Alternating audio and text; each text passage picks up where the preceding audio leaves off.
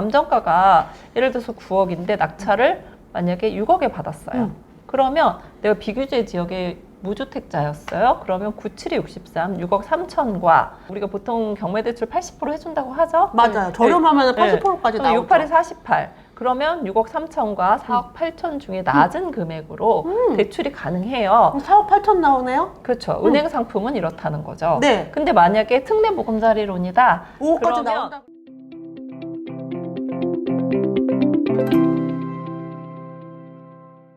제가 정말 궁금한 게 있어서 모셨어요. 네. 레오 대출 연구소의 김은진 대표님 모셨습니다. 네, 항상 반갑습니다. 네, 대출의 여왕이시잖아요.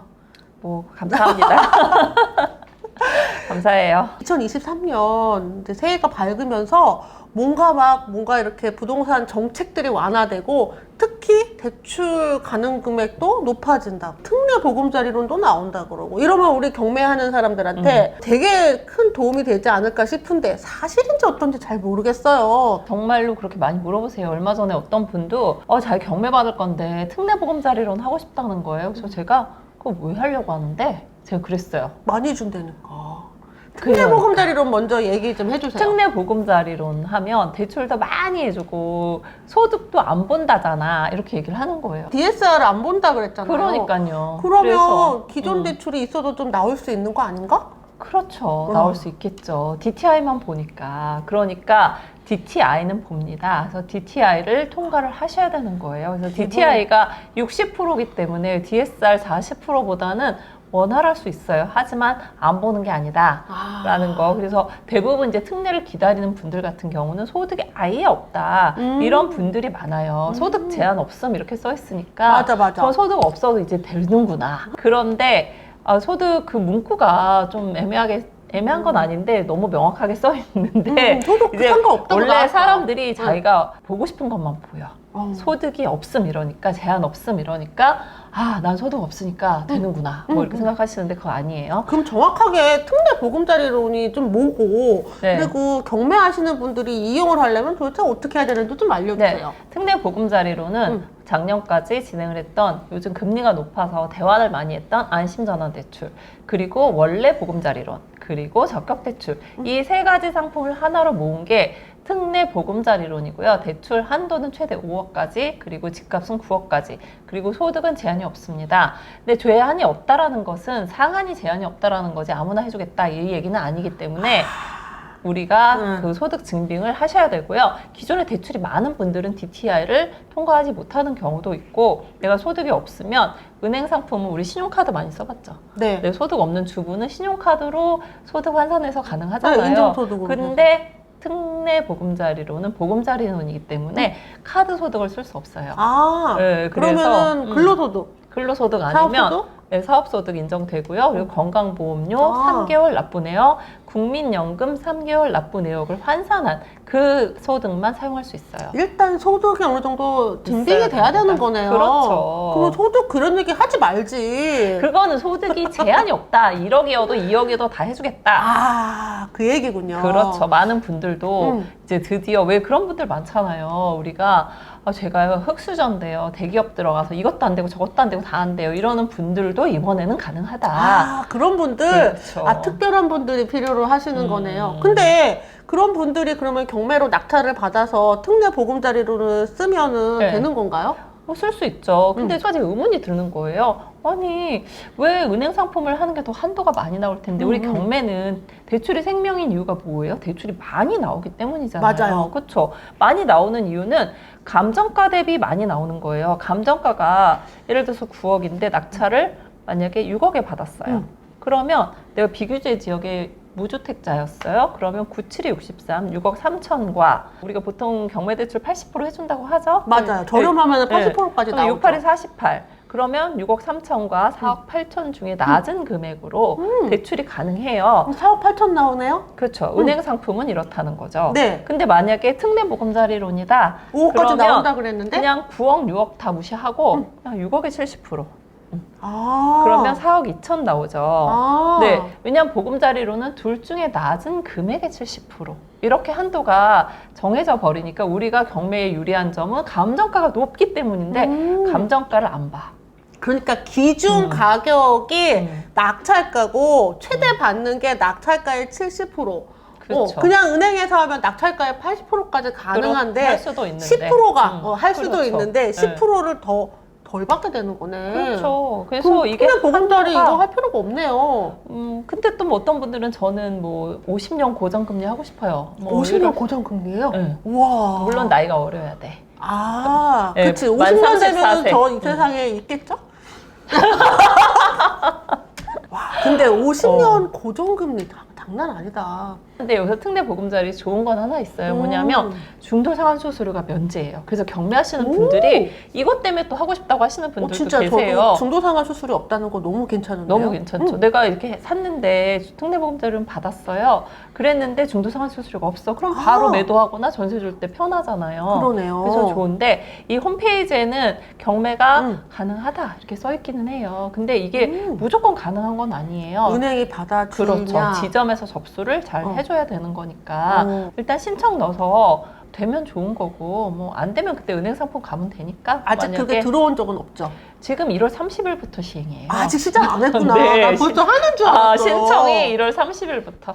신청은 1월 네. 30일부터? 네. 그럼 1월 30일 날 대기하셔야 되겠네. 일단 막 들어올 것 같아. 그때 뭐 많이 할 수도 있죠, 기다리신 분이. 그쵸. 근데 이제 실행은 앞으로 30일 후에 하는 거예요. 그러니까 2월 이후에 잔금이신 분들이 해당이 되는 거죠. 그러면 신청은 1월 30일부터 할 수 있고 또 실행은 30일 그때부터 지나고 할수 나서 있으니까. 할 수 있는데 경매하는 우리 입장에서는 낙찰가가 저렴하면 뭐 굳이 이런 생각이 좀 드네요. 그렇죠. 왜냐하면 우리가 뭐 돈을 많이 들고 하시는 게 아니잖아요. 뭐 빌라 그리고 빌라는 또 한도가 줄어. 그래가지고 빌라는 또 왜 줄어요? 그러니까 말이에요. 제가 그렇게 만든 거 아니에요. 빌라는 얼마큼 나와요?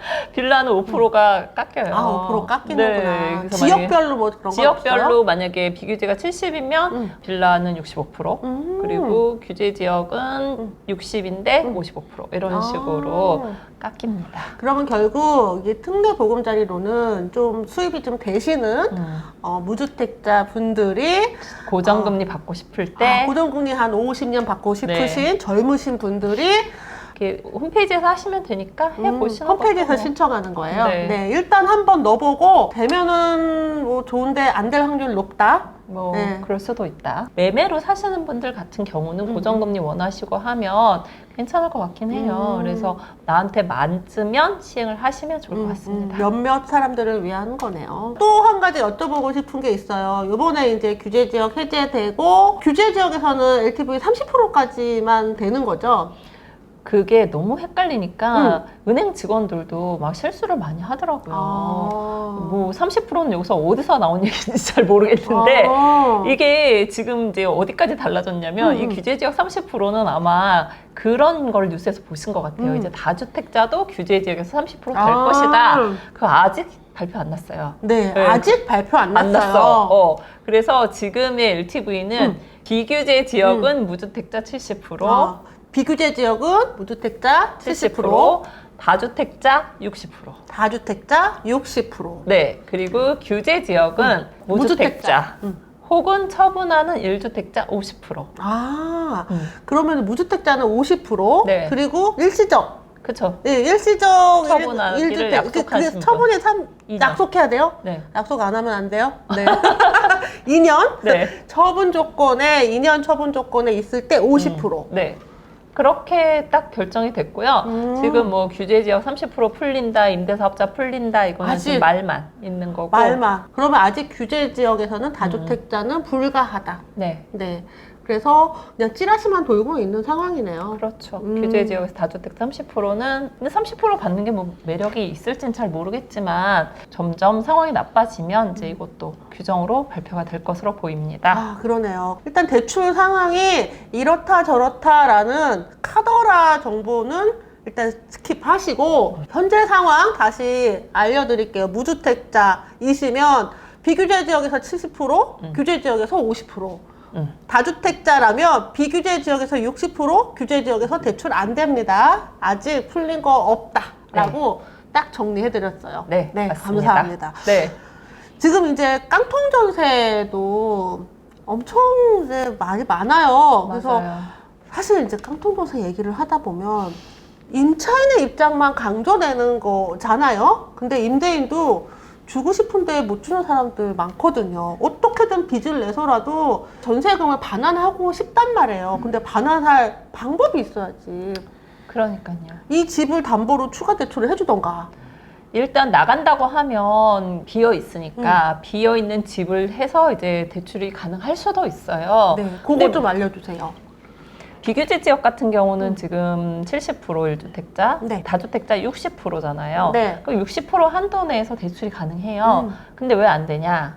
DSR 때문에 별로 되는 게 없어요. 그리고 또 본인들은 또 마이너스 통장은 또 대출이 아닌 줄 알아요. 아유, 가지고 있는데 하나도 안 썼으면 본인이 대출이 없는 줄 아시더라고요. 만드는 순간 대출로 잡히죠. 그렇죠. 이미 설정이 되어 있으면 그건 언제라도 뺐을 수 있는 돈이기 때문에 당연히 대출로 잡혀요. 그래서 본인의 대출을 정확히 파악을 해 주셔야 된다는 거죠. 그러니까 전세 퇴거 자금으로 대출을 받을 수 있긴 한데 DSR 때문에 안 되는 그렇죠. 거군요. 20억짜리 집에 지금 LTV가 규제 지역은 1주택자 같은 경우에 50%잖아요. 10억씩 가능해요, 대출이. 그러면 세입자 내보내는데 충분히 네. 뭐 여력이 있잖아요. 네. 10억의 DSR을 어떻게 맞추냐고요. 소득이 꽤 돼야 되겠네요. 엄청나게 많이 필요하죠. 차인들도 매우 힘든 상황이긴 하지만 네. 임대인들도 그에 못지않게 힘든 상황이거든요. 임차인분들 전화 올 때마다 미안하기도 하고 내드려야 되는 마음도 있고 그래서 하고 싶다. 그럼 저한테 왜 안 되느냐 막 이런 얘기 많이 하시는데 이 DSR 때문에 대출이 안 되는 분들이 좀 상당히 많아요. 사실 이거는 윗분들이 좀 어떻게 해줘야 되는 것 같아요. 근데 또 가계부채가 늘어나니까 그렇게 할 수가 없는. 조금이라도 왜냐면 돌려드리고 싶다고요. 근데 못 돌려드리는 임대인들 자꾸 나쁜 사람 만들지 마시고 돌려드릴 수 있는 물꼬를 좀 터주시면 임차인들도 나갈 수 있고 이게 돈의 흐름에 꽉 막혔잖아요. 어차피 경매 나가도 이런 거 어떻게 경매로 처분을 하냐고요. 임차인, 임대인, 국가 다 손실인 거지. 이 상황을 어떻게든 조금만 좀 해결해 주시면. 이거 해결하는 방법은 하나 있어요. 네. 금리가 떨어지면 돼요. 금리. 네, 금리만 떨어지면 DSR도 훨씬 유리해지고 뭐 여러 가지 전세나 뭐 매매가가 안정화될 거로 보이거든요. 그래서 이제 금리는 조금씩 떨어질 거로 보이기는 하니까 조금 희망을 가지면 좋은데 경매는 물건이 많이 나와야 좋은 거죠. 경매가 물건이 정말 많이 나오고 있는데요. 깡통전세 나오면 우리 못 받아요. 임차인들 때문에. 네, 선순위. 깡통전세는 우리가 받을 수가 없는 물건이거든요. 그래서 이런 깡통전세는 나와봤자 경매로 해소가 안 돼요. 그래서 대학력은 임차인이 받아야지 뭐. 임차인이 받는 거죠. 그래서 네. 두 가지 방법이 있죠. 깡통전세가 경매로 나오게 되면 임차인이 울며 겨자 먹기로 시세보다 더 높은 전세가를 받아야 되니까 울며 겨자 먹기로 받거나 그렇죠. 최근에는 대학력을 포기해주는 보증공사 이런 상품들이 있어요. 그래서 이번에 또 나온 거는 감정가 대비 60% 이상으로 낙찰이 되면 대학력 포기하겠다라는 그런 것들도 있거든요. 그래서 그렇게밖에 해결이 안 될 것 같아요. 그러게요. 그래서 지금 깡통 전세 빌라 쪽에서 많이 일어나거든요. 특히 최근에 이제 그 뭐 사기 사건도 많이 있었고 화곡동 인천 쪽에 세입자 분들이 굉장히 전세 가는 거를 무서워하는 분들이 많으세요. 최근에 화곡동에 있는 이제 공인중개사님하고 얘기를 했는데 최근에 전세 계약한 게 하나도 없다. 다들 너무 무서워서 월세만 찾는다. 이런 얘기를 많이 하시는데 좀 안전하고 좋은 전세가 많이 공급이 됐으면 좋겠습니다. 네. 그래서 지금 이제 대출에 대해서 2023년도 변화된 내용들에 대해서 알려드렸는데요. 지금 레버리지 일으키시는 분들에게 큰 도움이 됐으면 좋겠어요.